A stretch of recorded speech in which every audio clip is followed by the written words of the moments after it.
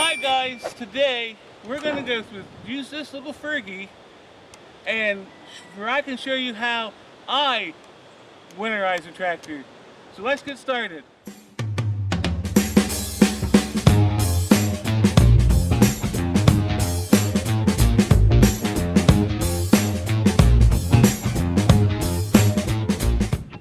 So guys, before we get started here, I want to do one thing. Let you guys know, the reason we're doing this video is I had a subscriber ask me to do this video, so now let's get started with things here. So guys, where I like to start is you'll go in here and you want to go and turn off the fuel. So you got your fuel off. Now after you do that, you need to start it up, run it until it dies. And if your tractor don't do that, you need to replace your fuel bowl or your shut off because it's leaking. From there, guys, what you need to do is over here on the other side. So let's walk over there. So guys, I'm going to voice this over because the wind has just got horribly crazy. I mean, you could not hear a thing I was trying to tell you.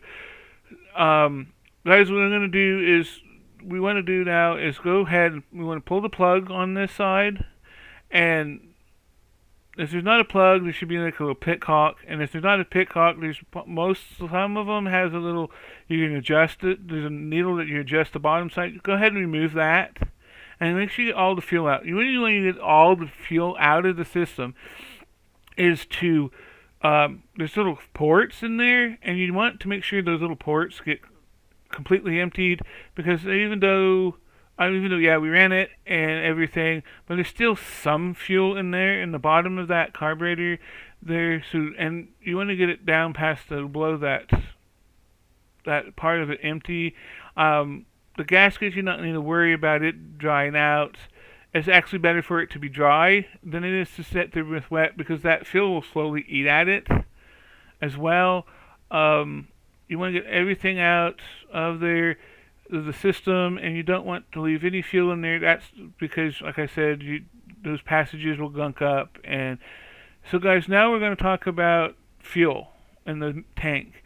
Now you either can do two things: drain the tank, or you can get a good quality fuel stabilizer from somewhere like Walmart or somewhere like that. I mean, a good quality one. You get some TSC, probably find a good one online.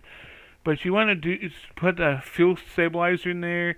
And if you don't want to do that, I mean, you can drain the fuel all out. Just take the line off and drain it empty and everything. And so, guys, all that I can think about now here is, I think the next thing I'm going to talk to you guys about in the footage is the radiator. Now, if you have water in the system, you want to drain the water out, because I know there's tractors that I fix them and then I go, oh, water's good enough. I want to make sure there's no leaks. I don't want to waste fluid. So there's a little pitcock right here, guys, underneath that carburetor, behind that carburetor, and you want to open that up and you want to drain all the water out. Just open it up. You almost open it up, walk away, and then in the spring you need to remember that you did that, because if you decide to go with coolant, you are going to drain it all on the ground. But anyways, guys, so yeah, if you don't, it's going to crack there.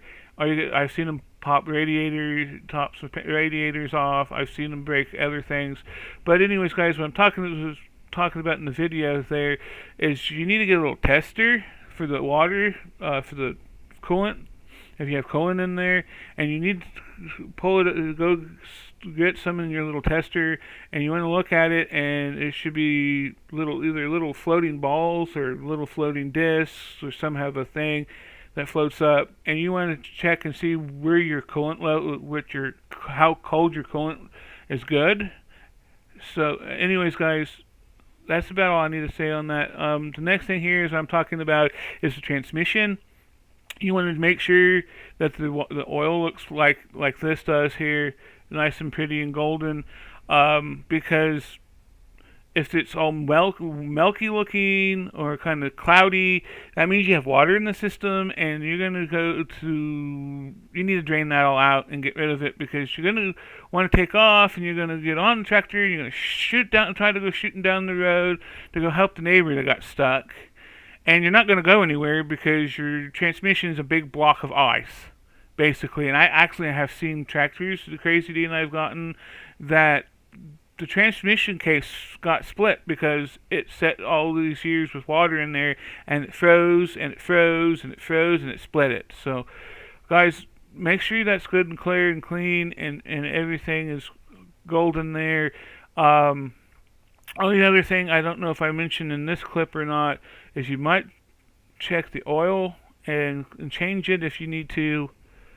So guys, that's all I can think of for this side of the clip. I know I'm probably talking more about the transmission here, but so here guys, talked to Dad before I did this video, and he talked to me about, asking me questions about what he would add, and he talked about how he would grease everything. Just grease everything that has a zerk.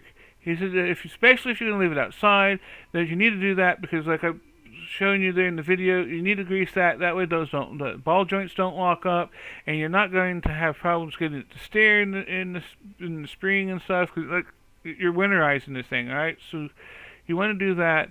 The other thing is, I talked a little bit before, but you want to change the oil and it, because you know what, guys, you're going to sit all winter, and sometimes it's better to have clean, fresh oil in there. It's just like I talked about in the transmission. You want to check it and make sure it's not cloudy. If you got cloudy, you've got water in the system, and you might need to pull her in the shop if you have that problem, and figure out what, if you have a bad head or something, or head gasket's broken or bad or whatever.